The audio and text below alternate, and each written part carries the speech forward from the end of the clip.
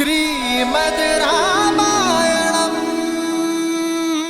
अयोध्या के युवराज की, अयोध्या के युवराज की, अयोध्या के युवराज की, अयोध्या के युवराज की, अयोध्या के युवराज की।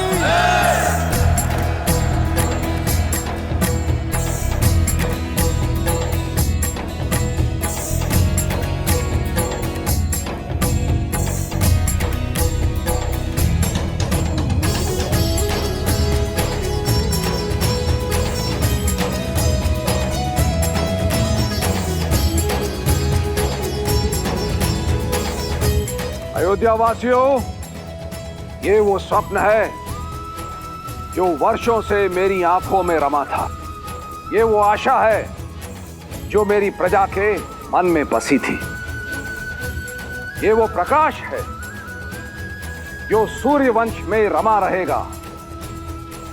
और ये वो कीर्ति है जो इक्ष्वाकु की विजय गाथाओं में रमी रहेगी।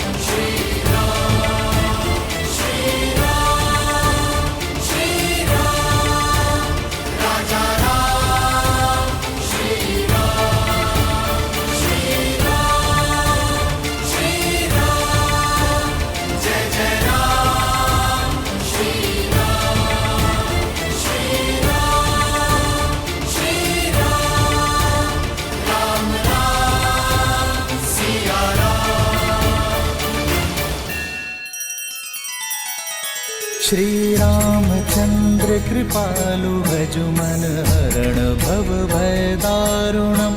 नव कंज लोचन कंज मुख कर कंज पद कंजारुणम्। सिया राम, सिया राम, सिया राम, सिया राम। आदर्श और मर्यादा की है ये कथा महापावनम्। काट मद श्री से मिला दे श्रीमद् रामायणम्। श्रीमद् रामायणम्। सिया राम, सिया राम, सिया राम, सिया राम।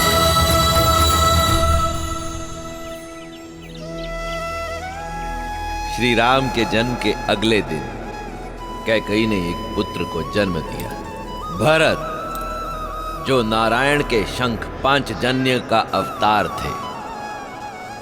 और उसके अगले दिन देवी सुमित्रा ने जुड़वा बालकों को जन्म दिया। सुमित्रा के बड़े पुत्र लक्ष्मण स्वयं शेषनाग का मानव अवतार थे और छोटा पुत्र शत्रुघ्न कोई और नहीं, स्वयं सुदर्शन चक्र थे। बाल चरित चहु बंधु के बन कुल बहुरंग, नृप रानी परिजन सुकृत, मधुकर बारी बिहंग।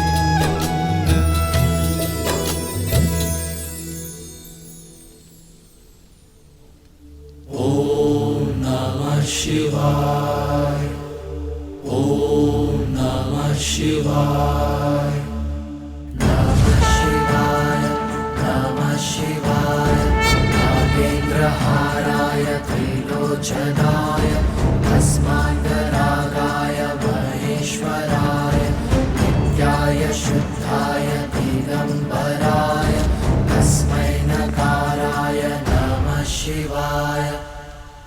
श्री रामचंद्र कृपालु भजु मन हरण भव भय दारुणम् नव कंज लोचन कंज मुख कर कंज पद कंजारुणम् वटपीत मानहु तड़ित रुचि शुचि नामि जनक सुआवरम्। श्री राम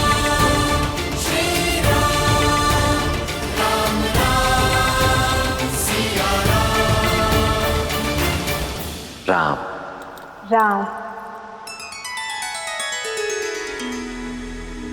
कितना मीठा शब्द है ना, मन में आनंद को रम देता है। पर इसका अर्थ क्या है महादेव? देवी, राम के नाम में तो इतने अर्थ रमे हैं जितने कि आकाश में तारे भी नहीं। फिर भी मैं शब्दार्थ समझा देता हूं। रा का अर्थ है आभा, म अर्थात जीव। राम हम सबके मन में बसी ज्योति का नाम है, हर आत्मा में बसे तेज का ही नाम है श्री राम।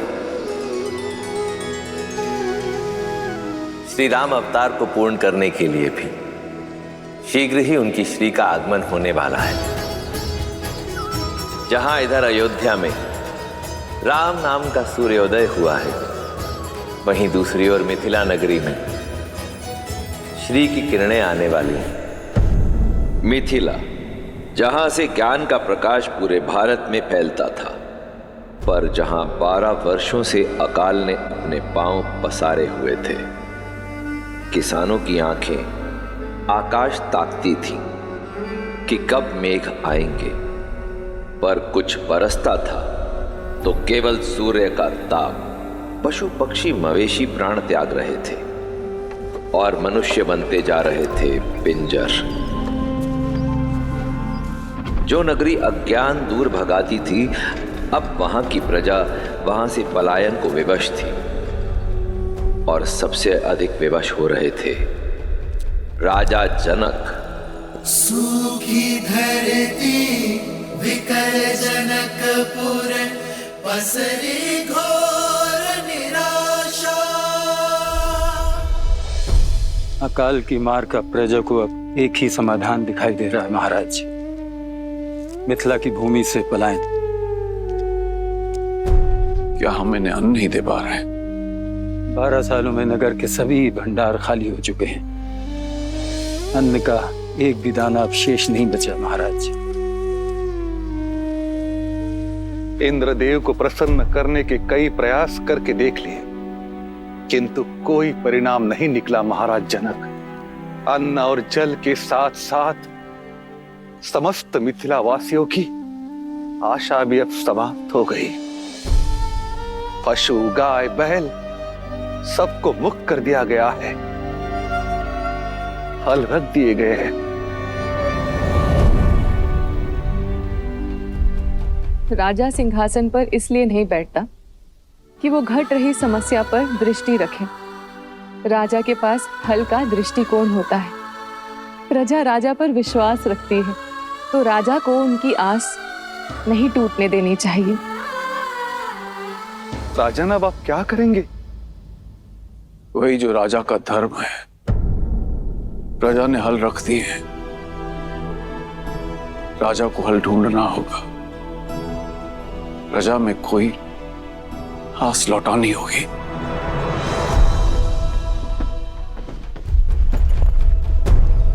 चले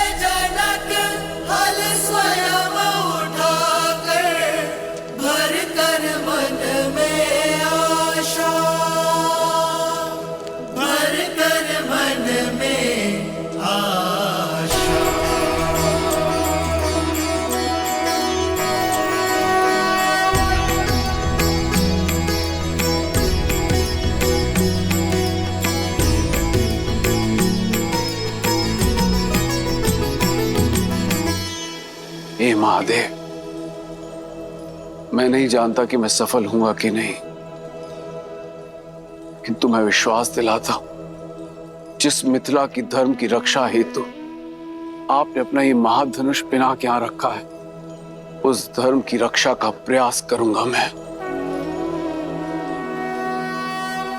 यदि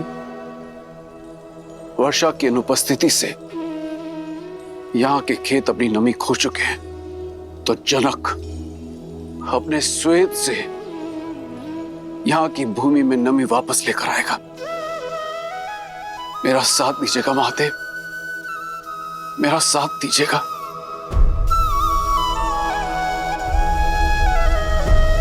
हर हर महादेव, हर हर महादेव, हर हर महादेव, हर हर महादेव।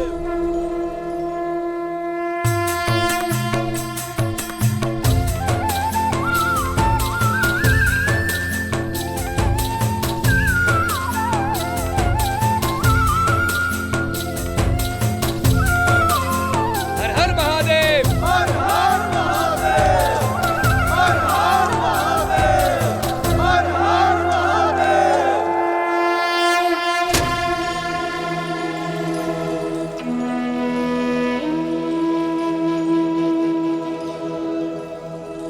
चले जनक हल स्वयं उठाकर, भर कर मन में आशा। हर हर महादेव, हर हर महादेव।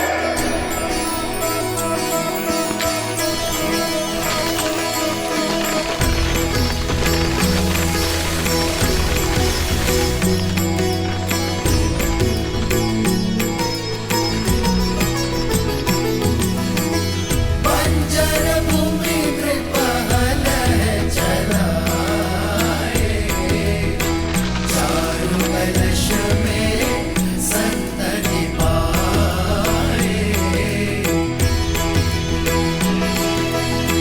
छवि को देख आनंदित राजा, बरसन लगे नैन बरसे आकाशा।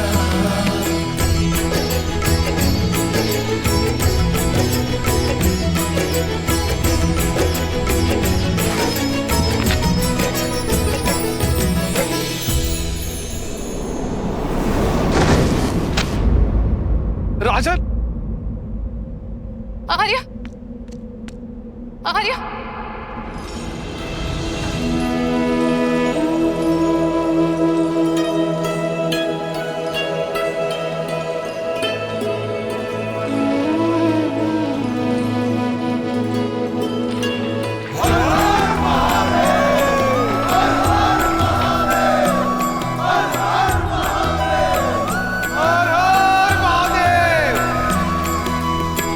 बंजर भूमि कृपहल चलाए, चारु कलश में संतति पाए।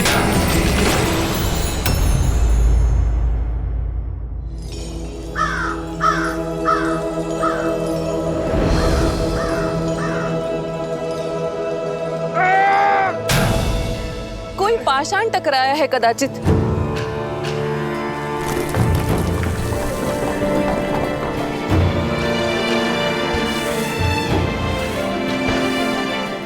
आर्य, यहाँ पेटी।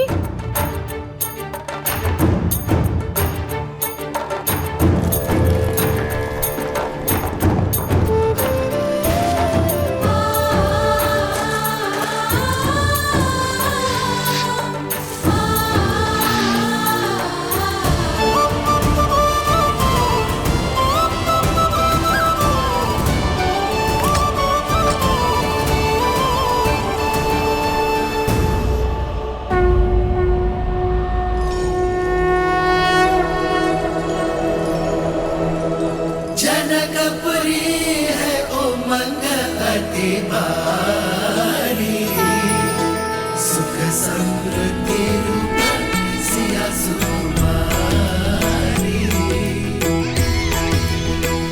बेटी में संतान? दिव्य छठ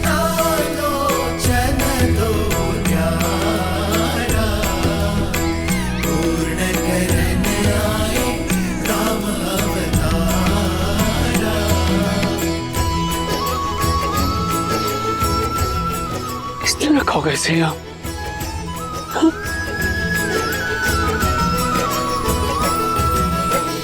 किसकी कन्या है ये? क्या कोई जानता है? किसका पाषाण हृदय है जो इस कोमल सी कन्या को यहाँ भूमि में गाड़ गया?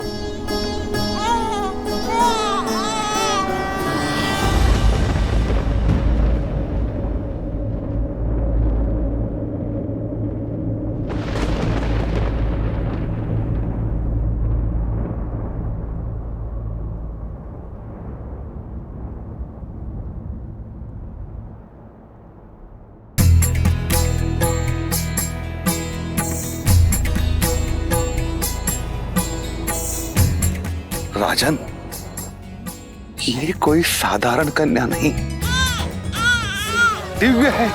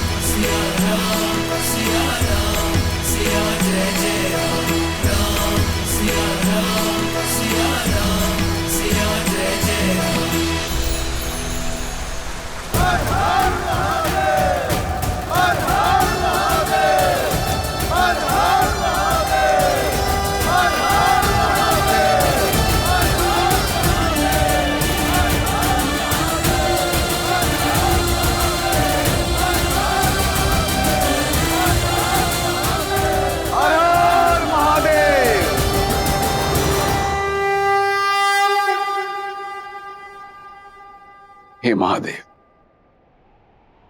मैं नहीं जानता कि कन्या कौन है,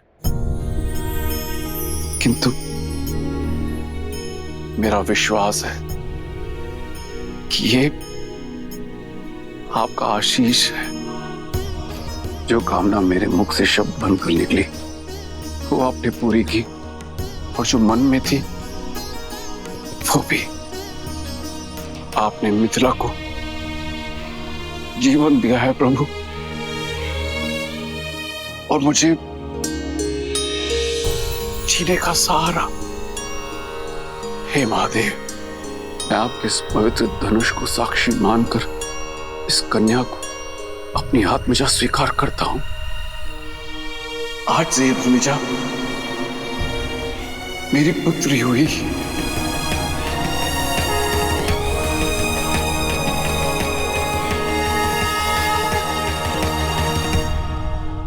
राजन, ये कन्या आज वैशाख मास के शुक्ल पक्ष की नवमी तिथि पर कुंभ राशि में इस संसार में आई है। लग्न मिथुन और गण देव है। इसी कारण इस सुकन्या का नाम वर्णमाला के सा अक्षर से होना चाहिए। स से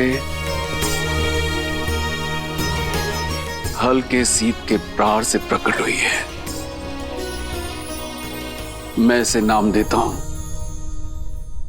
सीता। सीता सीता हर हर महादेव। महाराज जनक की पुत्री जानकी, समस्त मिथिला में प्राण लाने वाली मैथिली,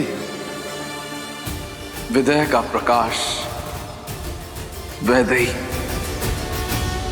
मेरी भूमिजा,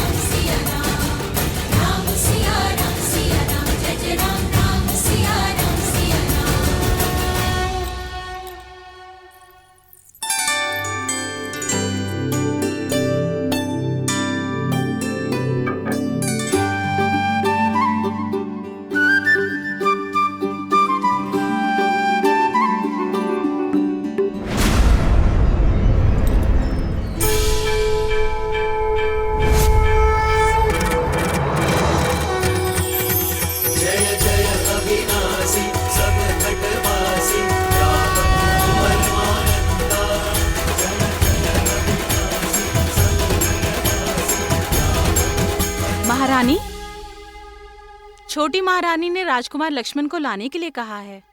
मैं लेके चलती हूँ।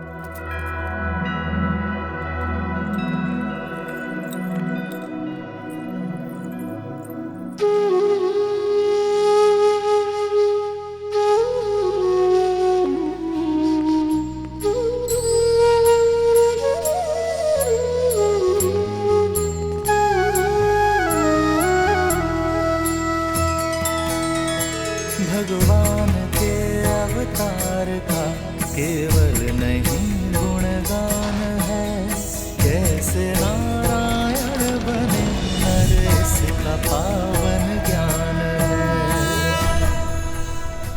स्वयं प्रभु के हाथों से प्रसाद पाने का इससे अच्छा अवसर और क्या मिलेगा। राम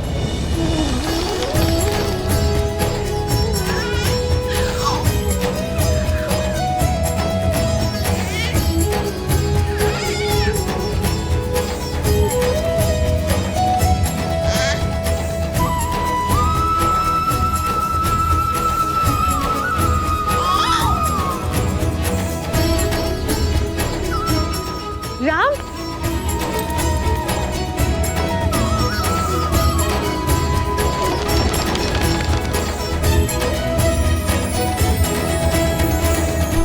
ये नहीं पुत्र, ये महाविष्णु का प्रसाद है।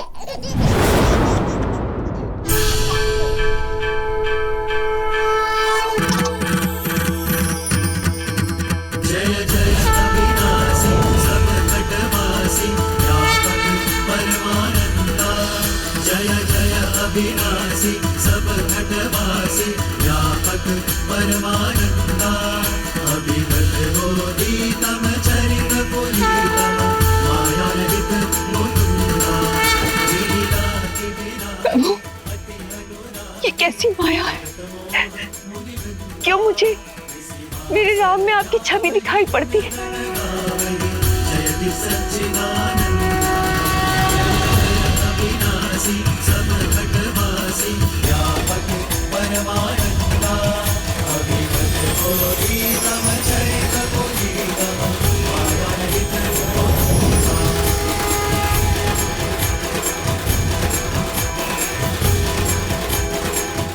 उत्तर आपके अतीत में छुपा है देवी कौशल्या।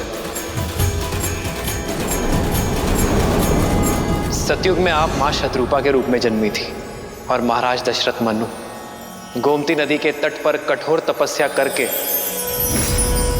आपने मुझे प्रसन्न किया देवी। शान्ताकारं भुजगशयनं पद्मनाभं सुरेशं विश्वाधारं गगनसदृशं। मैं प्रसन्न हुआ मनु, वर मांगो। एक ही अभिलाषा है प्रभु, आप हमारे पुत्र के रूप में जन्म लें। आपकी इच्छा अगले जन्म में अवश्य पूर्ण होगी। और आपकी क्या अभिलाषा है देवी?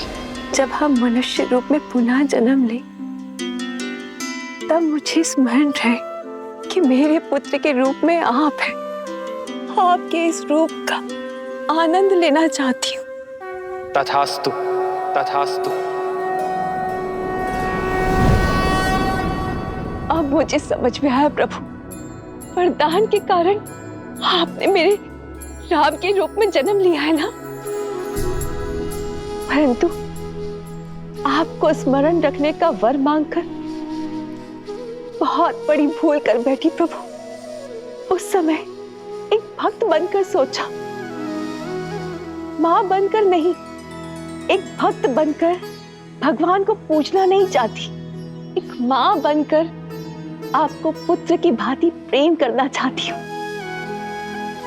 क्या मेरी स्मृति से आपके विष्णु होने का ज्ञान मिटा सकते हैं प्रभु? केवल मेरे पुत्र बनकर मेरे समीप रहिए, मुझे मां कहकर पुकारिए। मां आग्रह नहीं करती देवी, केवल आदेश देती है।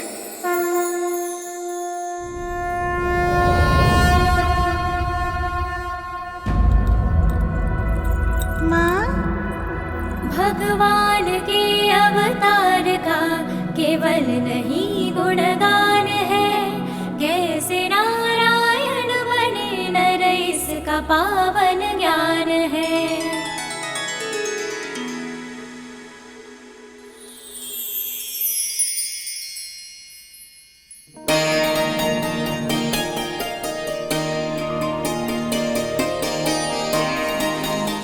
राम लला आओ, लक्ष्मण शत्रुघ्न आओ आओ।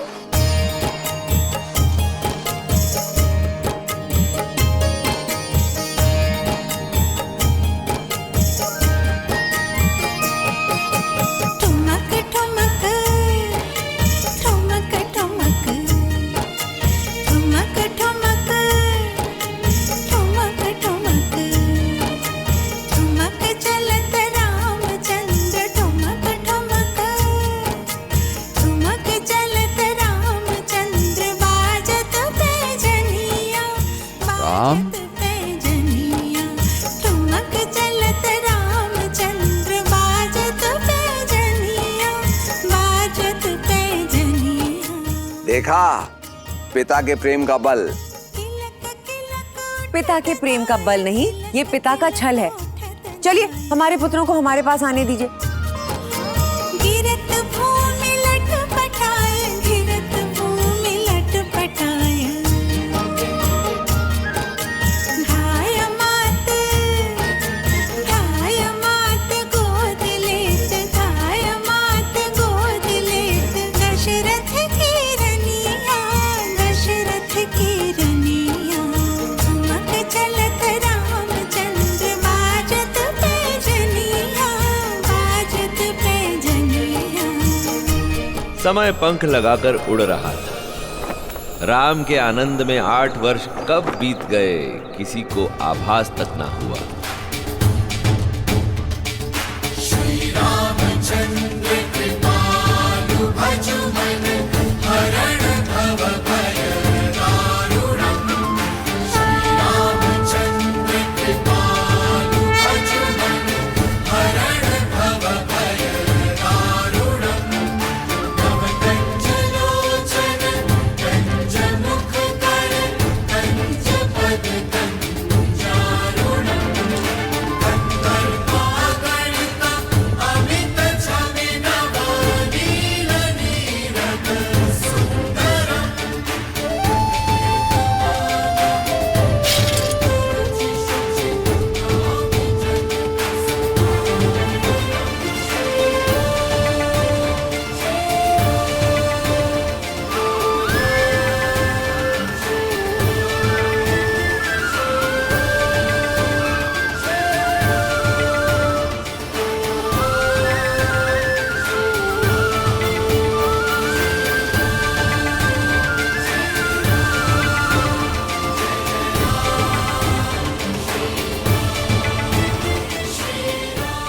महाराज, चोरी इसी ने की है।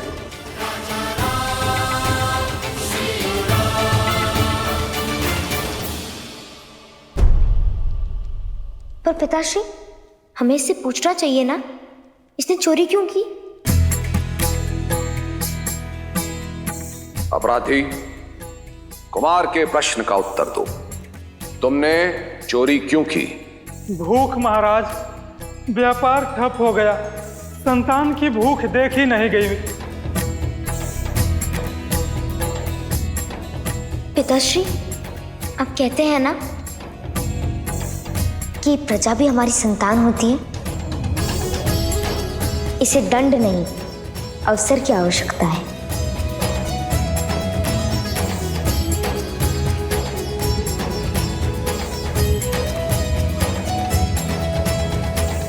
कुमार ने सही कहा। यदि संतान भूखी है तो दोष पिता का है। अयोध्या राज्य में यदि कोई भी भूखा है तो राज्य का कर्तव्य है कि उसे अनाज दिया जाए। इसे मुक्त कर दो और भंडार गृह में प्रहरी नियुक्त कर दो। महाराज दशरथ के न्याय की, महाराज दशरथ के न्याय की, महाराज दशरथ के न्याय की।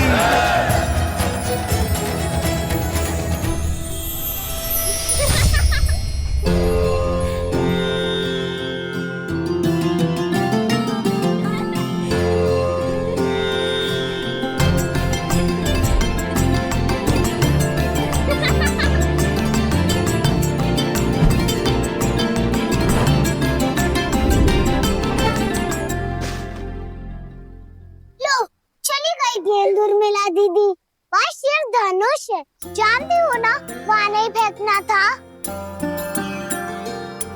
गेंद तो फंस गई धनुष में। तुम जानती हो ना उर्मिला, धनुष में कितना भार है? सैकड़ों लोग मिलकर ही इसे हिला पाते हैं। अब कौन मेरी गेंद लाएगा?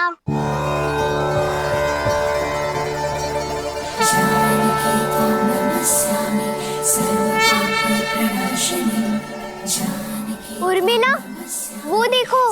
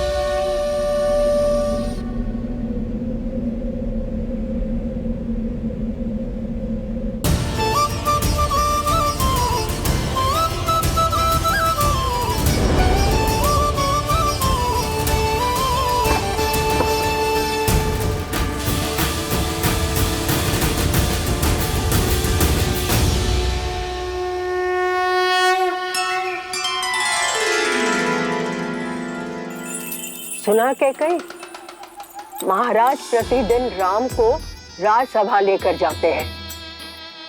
उन्हें लगता है कि राम का मुख उनमें करुणा जगाता है। ये तो अति शुभ है। राम मेरा सबसे बड़ा पुत्र है, अयोध्या का भावी युवराज है। यदि राम के कारण प्रेम और दया का भाव फैल रहा है तो उसमें समस्या क्या है? और भरत का क्या? भरत का क्या? भरत राम का छोटा भाई है। राम जैसा तेजस्वी भाई उसका नेतृत्व करेगा और उसके तीनों छोटे भाई उसकी सहायता। ये सोचकर ही मन आनंद से भर उठता है। क्या कर रही हो मंत्रा? सारे केश उखाड़ दोगी क्या? केशों के उखड़ने की पीड़ा है, अपने पुत्र के भविष्य की नहीं। कैकई, राम के पास तो है ना महारानी कौशल्या, पर तुम राम के फेर में अपने जन्मे पुत्र को भूल बैठी हो। कैकई, राम के अतिरिक्त भी कुछ सोचा है? भरत की शिक्षा दीक्षा का समय हो गया है, क्या वो योग्य बन पाएगा? बात तो बिल्कुल सही कह रही हो मंत्रा। हम तीनों माताएं राम के प्रेम में ऐसे डूब जाते हैं कि भरत छोड़ो, अन्य किसी छोटे युवराज के विषय में विचारने का समय ही नहीं मिलता। कैकई मैम, तुम चिंता मत करो, समय रहते मैं महाराज से अवश्य इस बारे में बात करूंगी। कैकई, मेरा पुत्र राम कितना विलक्षण है।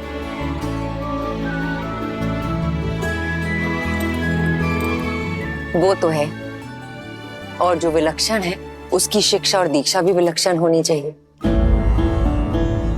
महाराज, राम और उसके भाइयों के गुरुकुल जाने का समय आ गया है।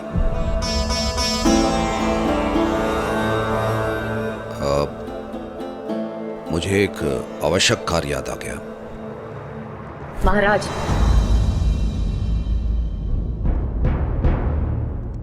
अपनी संतान की शिक्षा से अधिक आवश्यक क्या कार्य हो सकता है महाराज? महाराज, हम अपने उत्तरदायित्व से नहीं भाग सकते। मैं राम से दूर नहीं रह सकता। राम का वियोग मुझसे नहीं सहा जाएगा। क्या कही? तुम जानती हो, गुरुकुल का वास 8 वर्षों का है, 8 लंबे वर्ष।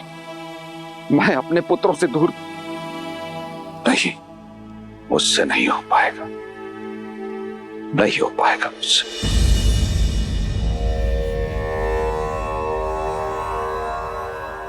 आप भी तो गए थे, मेरा भाई भी गया था। महाराज, हम अपने स्वार्थ के लिए अपनी संतान के भविष्य को नहीं बांध सकते हैं। एक चिड़िया भी अपनी संतान को उड़ना सिखाती है, उसके पंख नहीं काटती। आप बताइए मुझे, समस्या क्या है? हम इस बारे में बाद में बात करेंगे।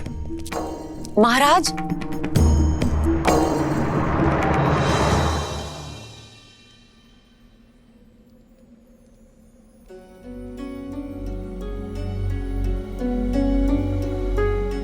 अपने कर्म फल से मुक्त नहीं हो पाओगे। तुमने 2 अंधों के जीवन का सहारा छीना है।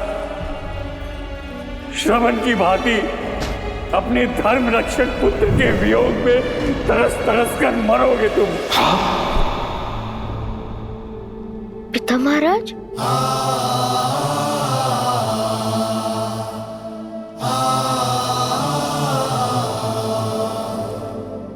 राम,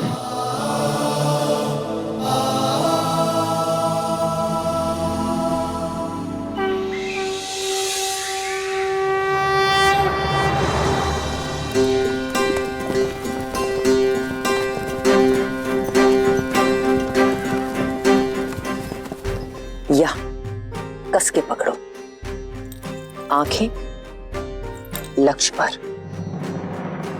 शरीर स्थिर, एक पैर आगे, प्रत्यंचा तनी हुई। अब इसे खींचो और छोड़ दो।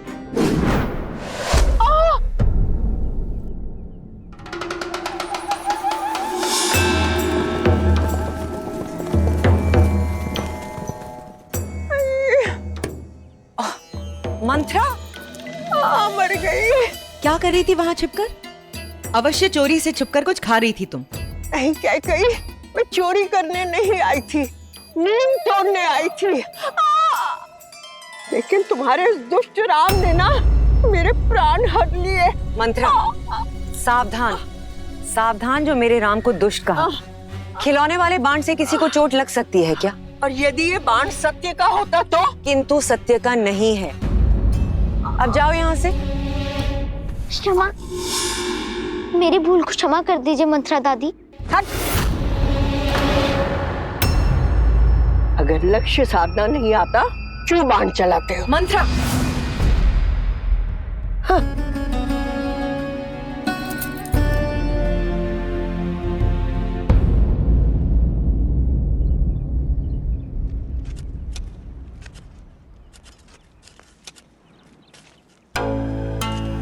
आप जानते हैं महाराज, आज क्या हुआ? आज मैं कुमारों को बाण चलाना सिखा रही थी। भूल से राम का बाण मंत्रा को लग गया।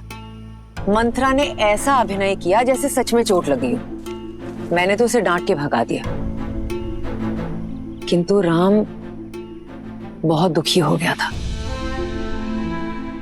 कह रहा था अगर ये वास्तविक बाण होता तो किसी निर्दोष की जान जा सकती थी। कहता है बिना जांचे कभी बाण नहीं चलाएगा।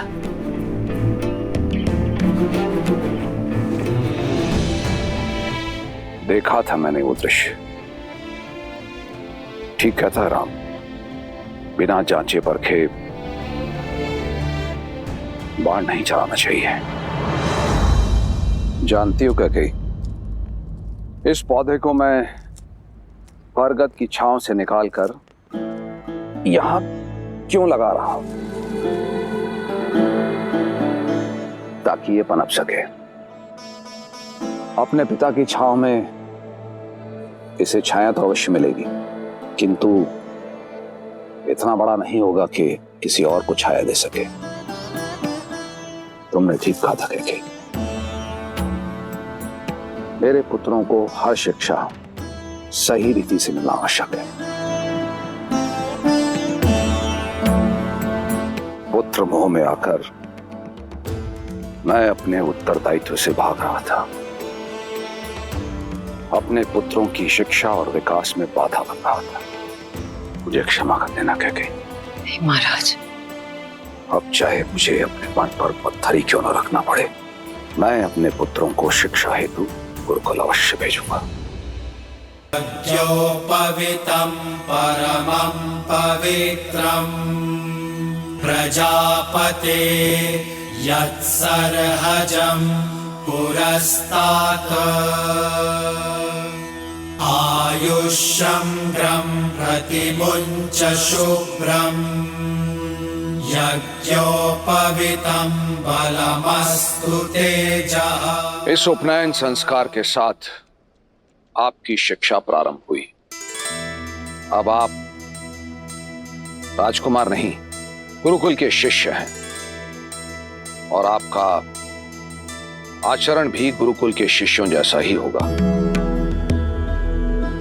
गुरुकुल के नियम अनुसार आप भूमि पर सोएंगे और केवल दिन में एक बार ही आपको भोजन प्राप्त होगा।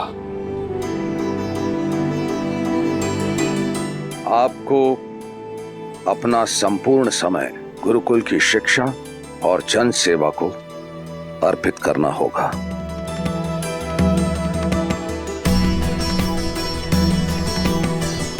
आयुष्मान भव।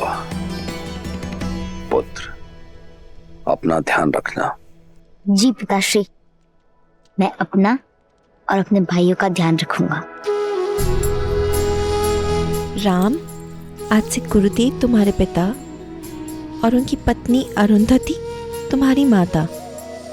उनका आदर, आज्ञा का पालन और सेवा करना ही तुम्हारा धर्म है पुत्र। एक वीर योद्धा बनकर लौटना पुत्र, जिसका हर बाण लक्ष्य साधे।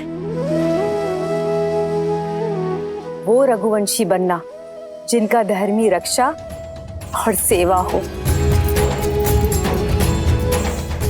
आयुष्मान भव, प्रसन्न रहो।